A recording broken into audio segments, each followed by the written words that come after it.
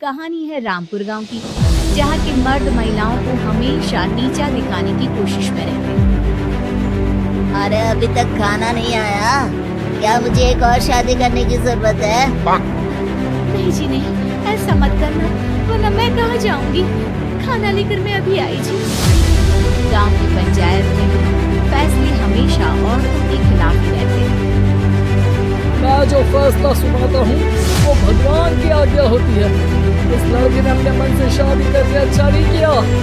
लड़के को घर भेज दो और इसकी शादी इसकी जाति की किसी लड़के से करवा दो। ये लड़के इसे तो गांव के बाहर निकाल दो। नहीं नहीं जमींदार साहब, ये क्या बोल रहे हैं? ऐसा नहीं हो सकता। मेरी बेटी मासूम है, इसे अच्छे से समझ नहीं है। अरे कहाँ जाएगी बेचारी? कहाँ जाएगी?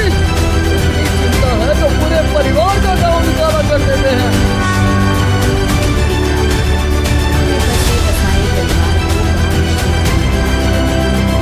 चाहे जो हो, अगर बेटियों को कंट्रोल नहीं कर सकते तो गांव में रहने का कोई मतलब नहीं है।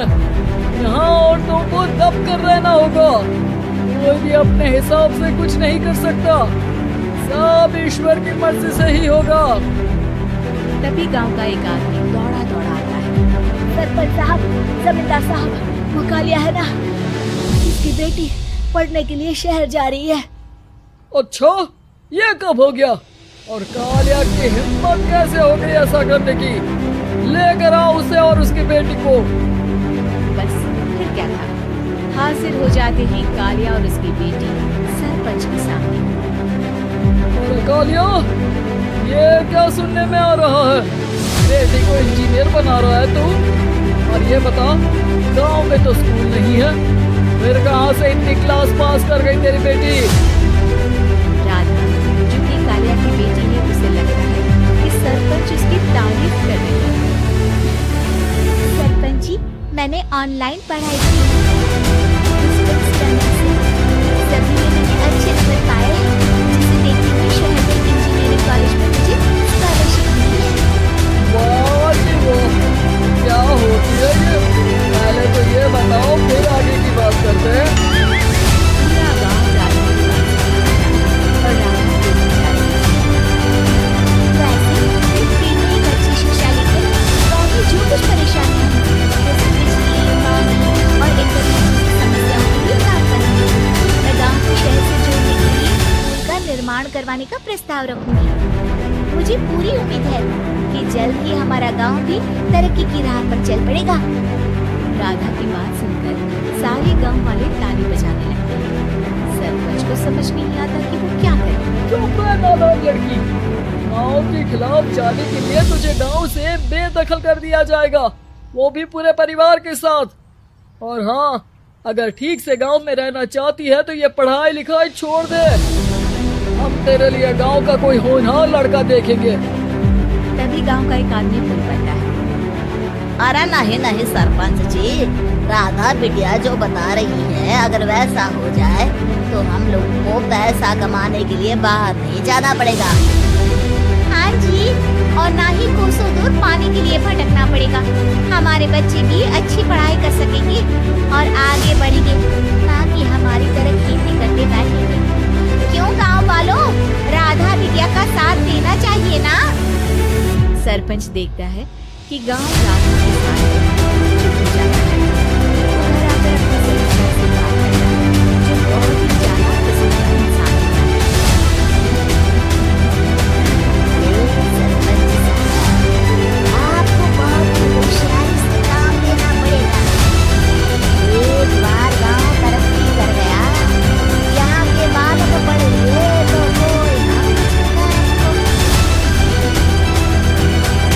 ये जो बेटा और बेटी हैं आपके, इनको भी आप लोगों की तरह ही जीवन जीना होगा। हाँ, लेकिन करे तो क्या करे? हो ना, अब मुझ पर छोड़ दीजिए, बस मैं जैसा बोलूं करते जाइए। जब गांव वाले सोकर उठते हैं तो राधा के घर के बाहर और साथ ही वो लोग जिन्होंने राधा का सपोर्ट किया था, उनके घर के आगे लाल रंग से कल आऊंगी लिखा होता है। कल आऊंगी, ये क्या होता है? अरे यह तो खून से लिखा है, लगता है कोई भूत प्रेत या चुड़ैल का साया है। चलो सरपंच जी के पास चलते हैं। सभी सरपंच के पास जाकर उसे सारी बात बताते हैं। और ये तो बड़ी मुश्किल की बात है। चलो मैं एक बाबा को जानता हूँ, उन्हें बुला लेता हूँ। सरपंच बाबा को लेकर गांव के घर के बाहर जाता है। ओहो, तो ये वो चुड़ैल है जो उन लोगों को निशाना बनाते हैं जो गांव को बदलने का सपना देखते हैं। वो गांव को ऐसे ही संपन्न देखना चाहती है, वो नहीं चाहती कि कोई बाहरी यहाँ का कायाकल्प करे। क्या तुम लोगों में से किसी ने गांव को बदलने की सोच रखी है? तभी राधा की माँ रोते रोते आती है। मेरी राधा कैसे गायब हो गई है? अरे कोई तो बचाओ, मेरी बच्ची कहाँ गई?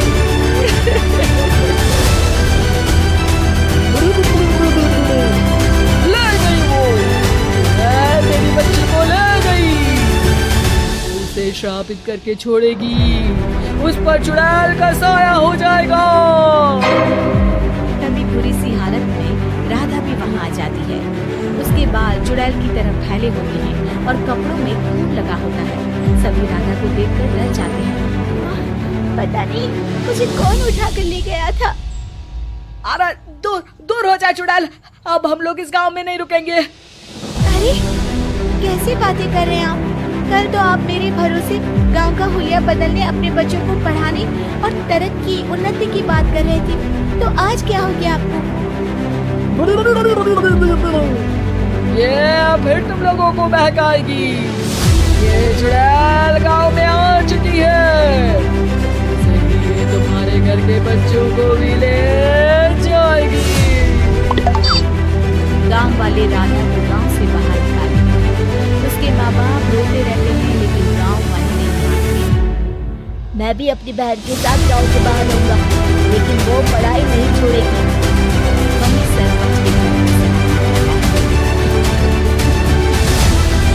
देखा, सांप भी मर गया और लाज भी नहीं।